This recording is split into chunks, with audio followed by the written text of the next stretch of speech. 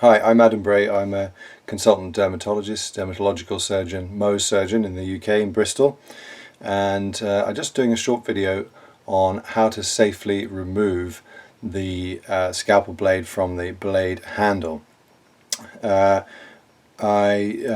perform quite a lot of skin surgery almost on a daily basis, and I see a lot of doctors and nurses removing the blade with a lot of struggle and are at risk of injuring themselves and others. The conventional methods of doing it are quite clunky and not the most efficient.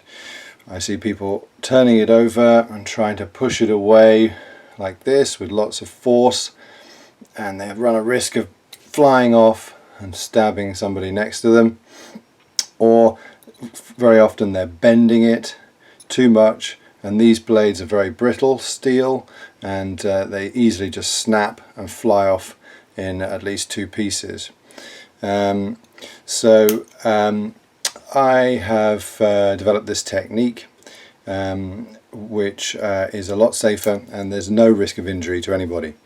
So to explain, if you look at how these things are constructed, we have the blade handle with a little bit of a groove in which the blade sits, and then you can see that there's a slight lug which you need to bend the blade over. That's what retains it in place. You can see the groove here is a little bit curved. Often in these sort of low quality blade handles, it's quite a variability in the quality of that groove, and that can make it stiff to put the blade on and off. In the better quality ones, that's really straight and it makes it easier, but you don't always get those, so you need to have a safe technique that doesn't require too much force. So in order to put the blade on, there are many ways of doing this, but you just need to seat that in the groove and then push it on until it clips into place over that lug. So to remove the blade in reverse, we only need to bend this just enough to get over that lug, which is a very small amount. People bending it a huge amount and it can easily snap.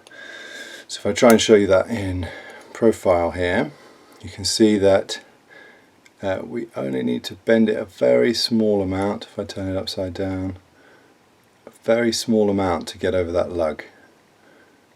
You can see just about a very small amount, just enough to get it over that lug, hardly any force at all, and then you can just slide it off.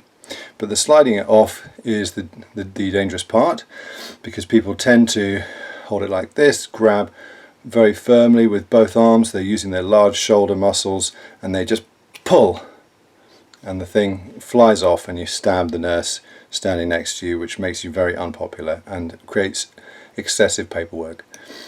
So instead we want to use only some small muscles with a limited range.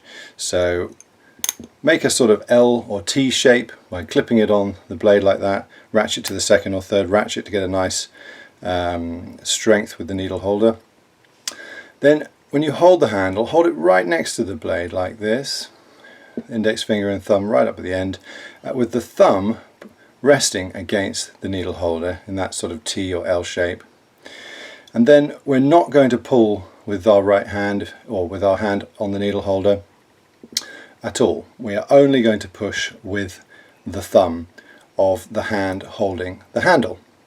And that means that it can only move as far as the length of your thumb, and there's no great force that's going to push the blade off into somebody else or cause it to snap. So we just bend it a little bit, and then we just push it with the thumb, and that's as far as it can go, completely controlled, no force required.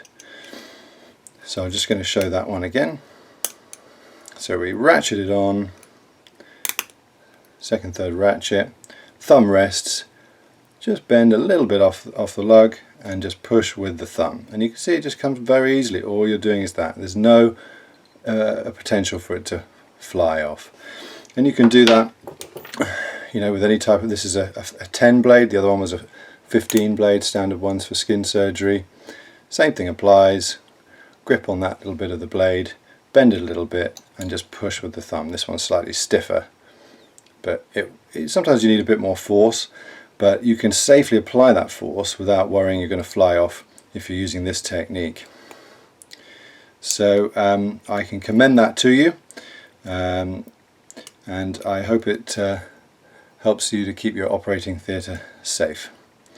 You can see it's difficult to get this one back on, but easy to take it off with this safe technique. Thanks very much.